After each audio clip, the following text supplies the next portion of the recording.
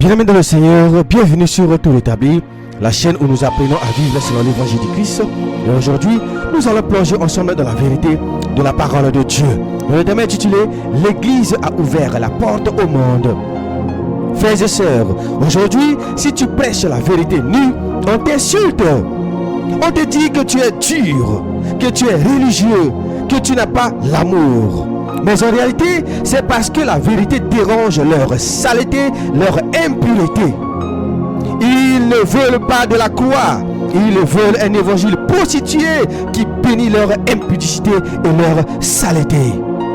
Mais je vous le dis avec une sainte colère, nous ne changerons jamais la parole de Dieu pour plaire à vos convoitises mondaines.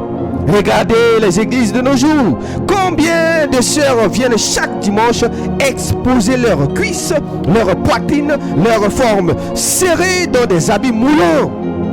Et ces mêmes lèvres qui chantent Alléluia deviennent la cause de milliers d'adultères invisibles.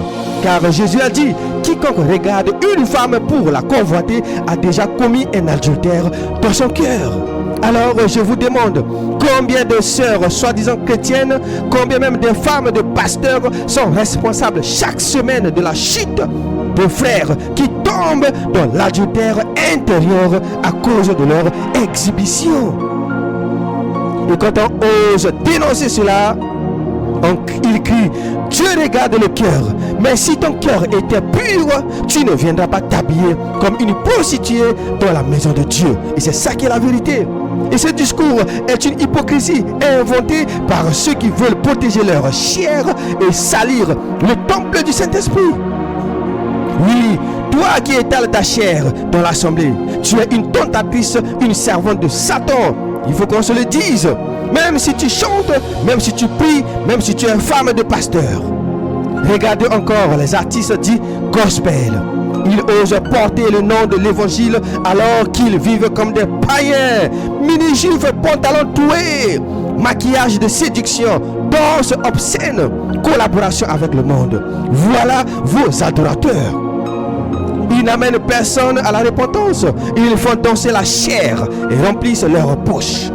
Ce ne sont pas des chantres, ce sont des stars impudiques qui ont transformé le nom de Jésus en marque de commerce. Et quand tu les dénonces, ils disent tu es jaloux. Non, je ne suis pas jaloux de ta pourriture. Je suis jaloux de la gloire de Dieu que tu as piétiné. Ou que dire des pasteurs influenceurs? Ces hommes qui devaient être des prophètes sont devenus des clowns spirituels. Leur ministère, c'est TikTok. Leur onction, ce sont des filtres. Leur message, ce sont des vidéos de buzz. Ils ne nourrissent plus les brebis. Ils nourrissent leurs abonnés. Ils ne cherchent plus le ciel. Ils cherchent des sponsors. Et leurs femmes, censées être des modèles, s'exhibent comme des mannequins. Voilà vos bergers modernes. Mais sachez-le, un pasteur qui cherche des likes au lieu de chercher des âmes est déjà vomi par Jésus-Christ. Oui, l'Église a ouvert la porte au monde. Mais écoutez bien ceci, l'Église qui ouvre la porte au monde ferme la porte du ciel. Toi qui refuses la vérité et qui veut qu'on change l'évangile pour couvrir ton impureté, ton impudicité, ta saleté, tu es déjà jugé par la parole de Dieu. Et c'est ça qui est la vérité. Car Dieu n'enverra pas ses anges chercher une épouse adultère, impudique, sale, maquillée, séduite par le monde. Il viendra chercher une épouse sans tache et ni ride. Alors, Église mondaine, réponds-toi ou brûle. Car celui qui continue à jouer avec le monde et à salir le nom de Jésus sous prétexte d'amour finira en enfer avec ceux qu'il a séduits.